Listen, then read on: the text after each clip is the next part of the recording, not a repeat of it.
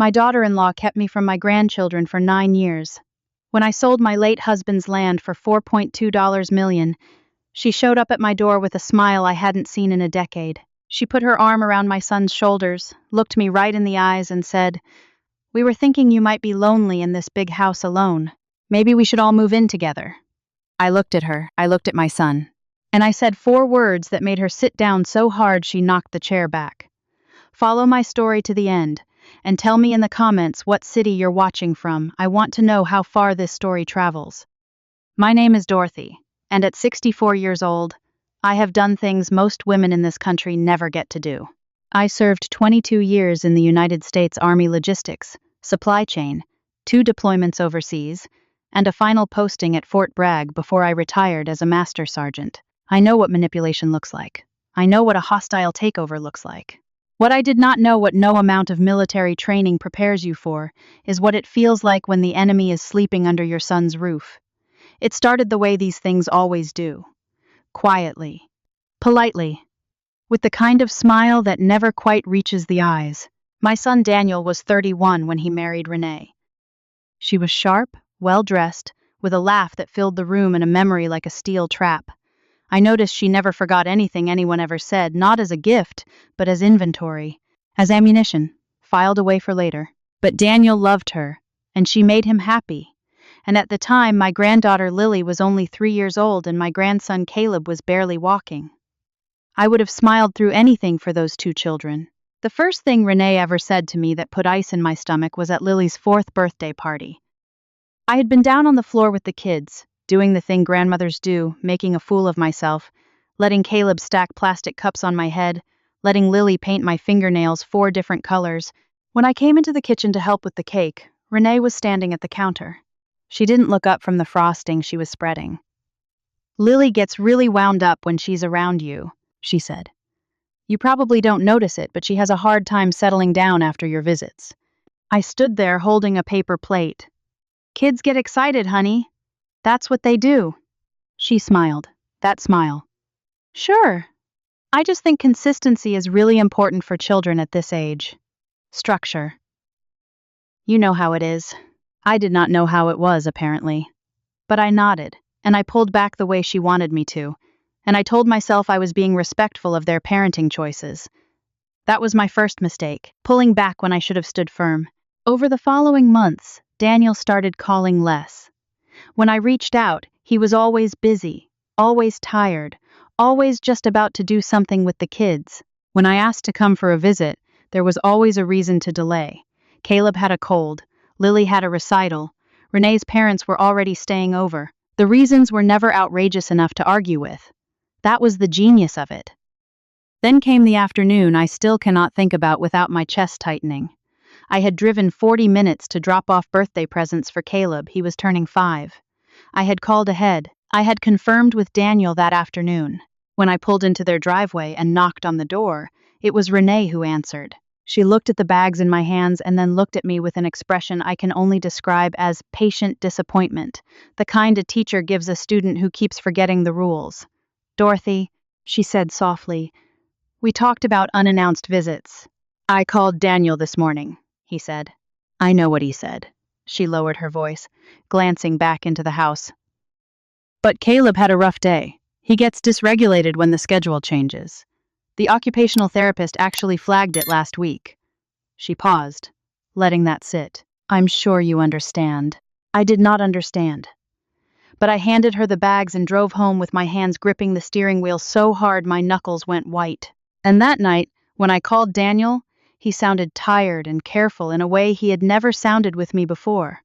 "Mom," he said, "I just need you to try to respect the boundaries we've set." Boundaries. A word I had never heard my son use before he met Renee.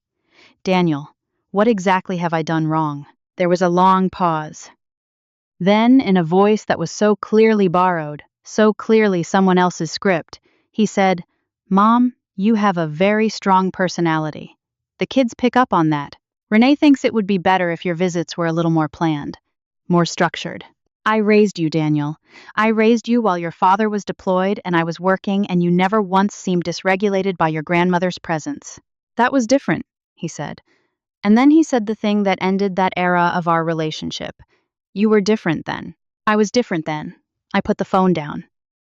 I sat in my kitchen, the same kitchen where Daniel had done his homework every afternoon for 18 years, where I had packed his lunches and helped him with his science projects, and listened to every heartbreak and triumph and fear a boy could carry. And I tried to understand what I had done to deserve this. I could not find an answer, because there was no answer. The answer wasn't in anything I had done. The answer was sitting in a house 40 minutes away, wearing that patient smile. Renee worked fast after that. Within 6 months, the visits that had been structured became rare. The rare ones became exceptional. And the exceptional ones became a thing of the past entirely when, at Lily's 6th birthday party, a party I had not been invited to, she told Daniel that I had once grabbed Lily's arm too hard when I was trying to keep her from running into the street. I had never grabbed Lily's arm too hard. I had steadied her. Once. At a parking lot. Because a car was backing out of a space. But Renee had seen it differently. Or claimed to. And that version, her version, was the one my son chose to believe. The formal estrangement began with a letter. An actual letter. Printed and signed like a legal document. It outlined concerns about Dorothy's physical and emotional boundaries with the children, and stated that, until significant reflection and possibly professional guidance had occurred, all contact with Lily and Caleb would need to be supervised by both parents and approved in advance.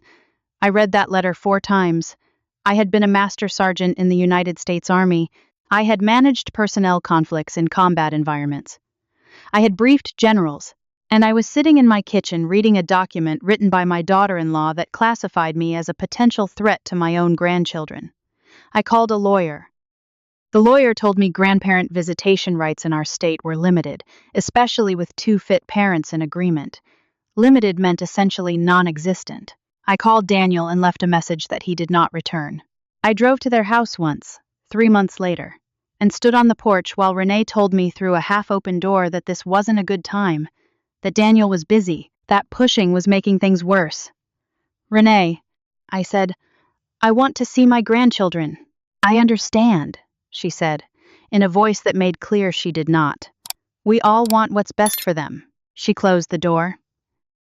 I drove to the end of their street and sat in my car for 20 minutes, watching a house I could not enter, where 2 children who used to call me Grandma Dot were probably eating dinner or doing homework, completely unaware that their grandmother was sitting in a Buick trying not to cry.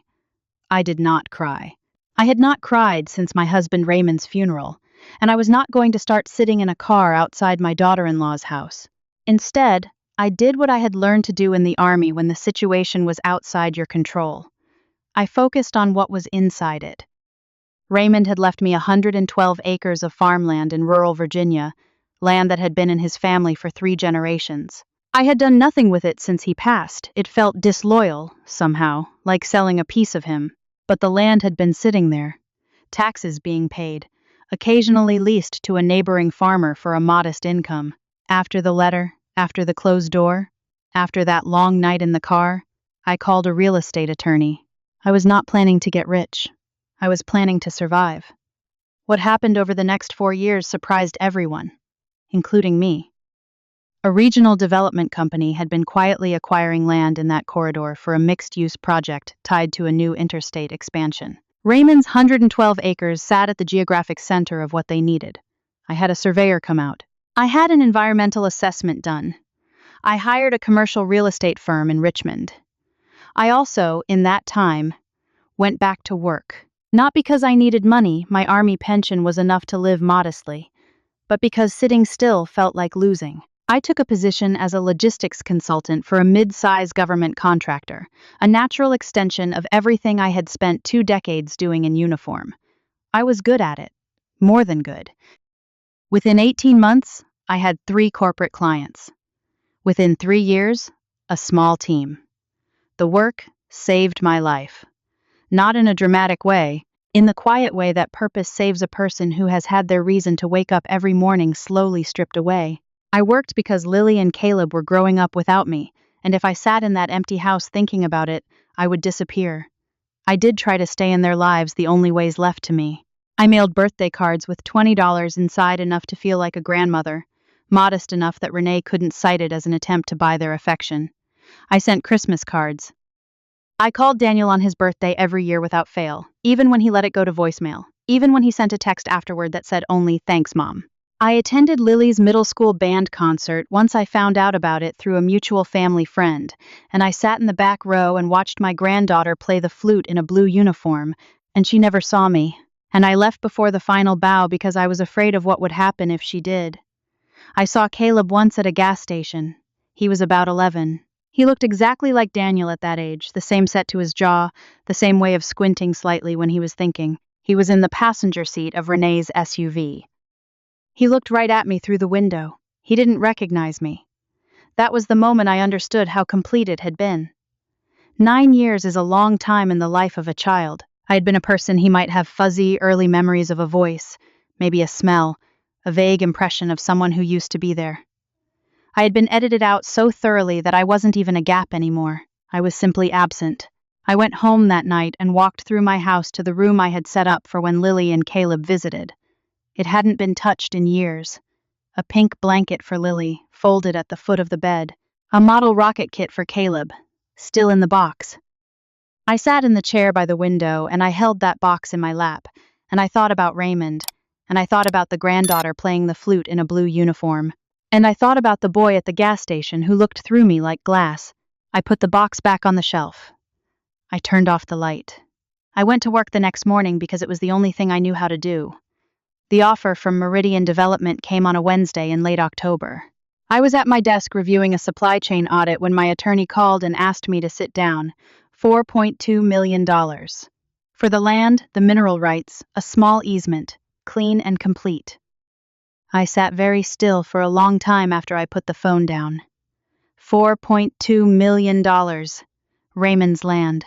The fields he used to walk at dusk when he came home from a deployment. The creek along the southern boundary where Daniel used to catch crawfish as a boy. All I felt was tired. The closing took 8 weeks.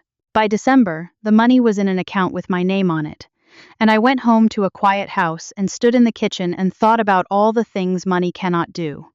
It cannot make your son call. It cannot walk into a middle school gymnasium and sit beside your granddaughter at a band concert where you have a right to be. It cannot buy back the birthday parties and the crawfish in the creek and the nail polish in 4 colors. But I had learned, over 9 years of quiet work, how to make decisions without emotion running the table.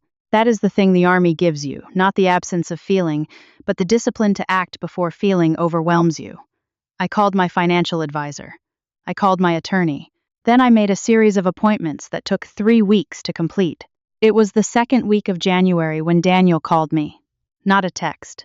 An actual call, the first unsolicited call in longer than I could remember. Mom. His voice had that careful quality I had come to dread. Rehearsed. How are you doing? I'm well, Daniel.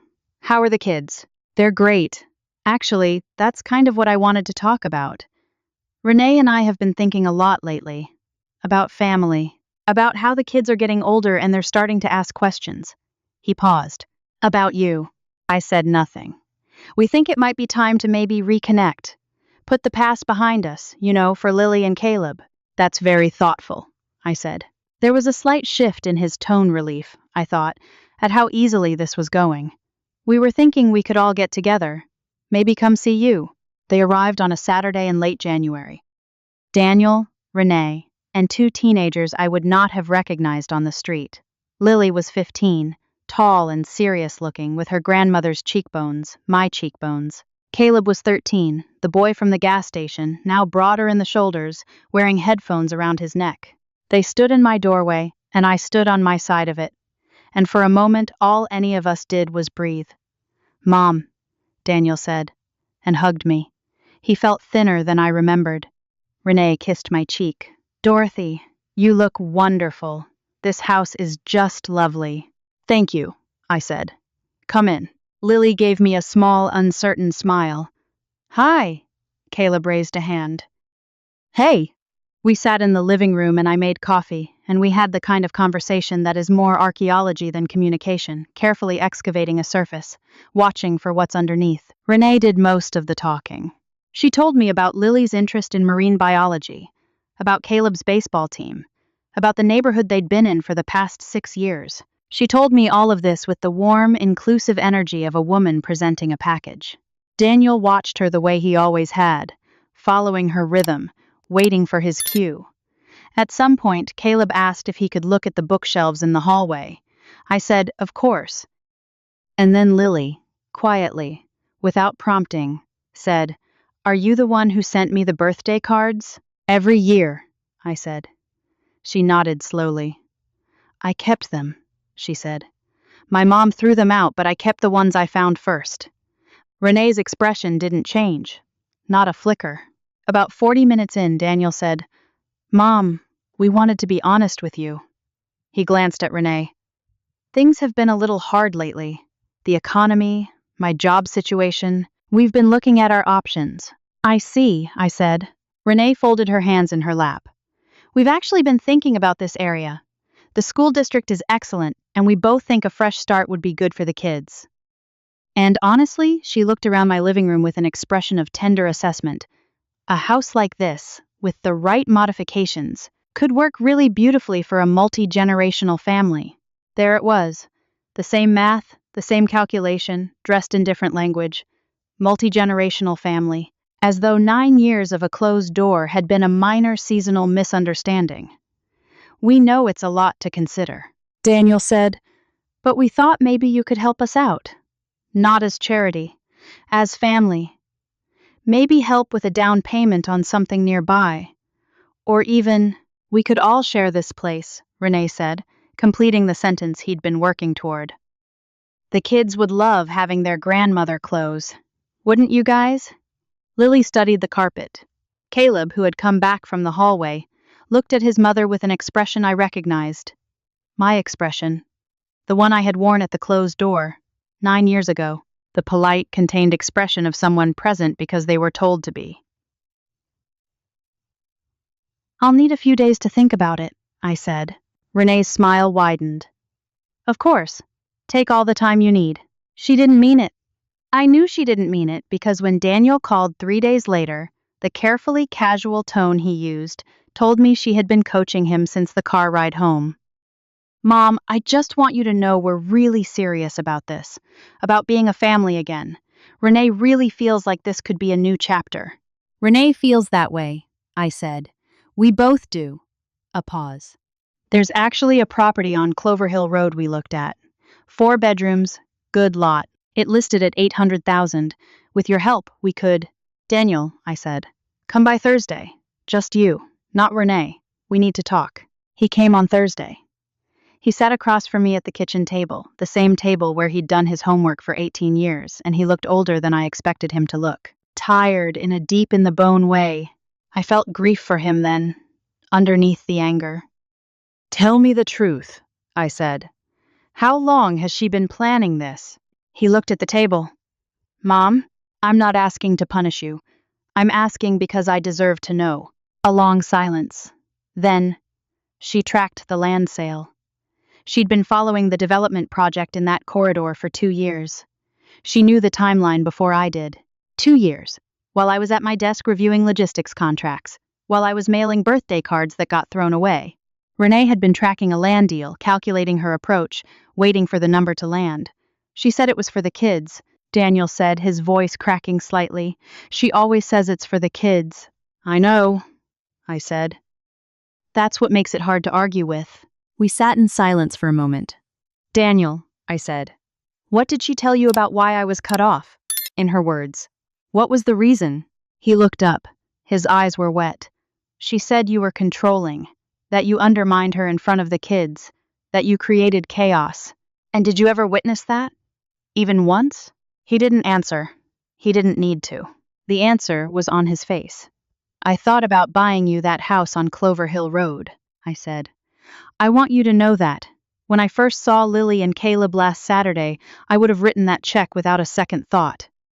Because they're my grandchildren and I love them, and 9 years is already too long." He looked up, hope and guilt fighting for his face. "But then I thought about what you just told me, that she tracked this for 2 years, that she threw away Lily's birthday cards, that she looked at my grandchildren as leverage and my money as a target." I folded my hands on the table. And I realized that if I buy that house, I'm not getting my family back. I'm just funding the next phase of the plan. Mom, let me finish. I reached into the folder I had placed on the table before he arrived. 3 weeks ago, I made some decisions about that money. I set aside enough to live comfortably for the rest of my life, and I established 2 irrevocable trust funds, one for Lily and one for Caleb, that they can access when they turn 25. Not before. Not accessible by either of their parents. Not subject to anyone's pressure or anyone's plan. I slid the documents across the table. The rest, about $2.5 million, I divided between 3 organizations.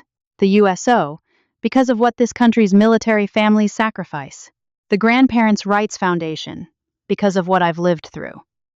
And the local food bank where I volunteered for 4 years because I needed somewhere to go on Thanksgiving. Daniel stared at the documents.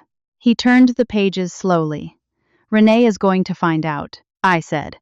When she does, she's going to be furious, and she's going to want to take the kids and make sure I never see them again. I want you to be prepared for that. Mom. His voice was very quiet. I'm sorry. I know you are, son. I let her do this. I knew something was wrong, and I let it happen anyway. Yes, I said. You did. He put his face in his hands. I sat across from him, and I let him feel what he needed to feel, because you can't carry a person through something like this. You can only leave the door open. After a long moment, he looked up. What do I do now? That's between you and your conscience, I said. But if you want my advice, and I understand if you don't, I'd start with the truth. Tell Renee what I've told you today. See how she responds. A woman who loves your children will be relieved that those children have a future secured. A woman who loves your money will show you exactly who she is. He nodded. He folded the documents carefully and held them in his lap. Mom, he said, those 4 words you said to her last Saturday, when she asked about moving in, what were they? She told me you said something that she said it through her. I looked at him. The 4 words were, I already did that. He blinked. What does that mean?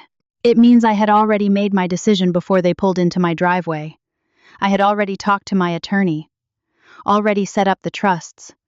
Already made the donations.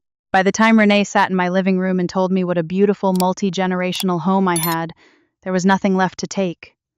I paused. She didn't know that yet. But I did. He was quiet for a long time.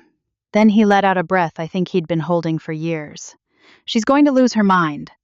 Probably, I said. But, Daniel, your children are protected.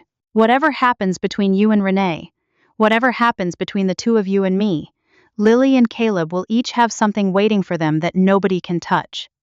I looked at him across the table. I couldn't bring myself to spend Raymond's land money on anything that wasn't permanent. Those kids are permanent. Everything else is circumstance. He left an hour later. He hugged me at the door longer than he had in 20 years. The following weeks were what I had expected. Renee called twice, once calm and negotiating, once not calm at all. Daniel, to his credit, let her calls go to voicemail and sent me a text that said only, working on it. Thank you for the truth.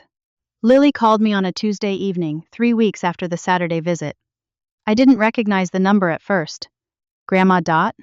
Her voice was careful, testing. I sat down. Lily, honey.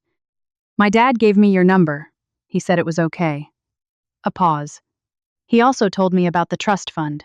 I don't really understand all of it, but he said you did something really important for me and Caleb. I tried to, I said. He also said you sent birthday cards every year. She was quiet for a moment.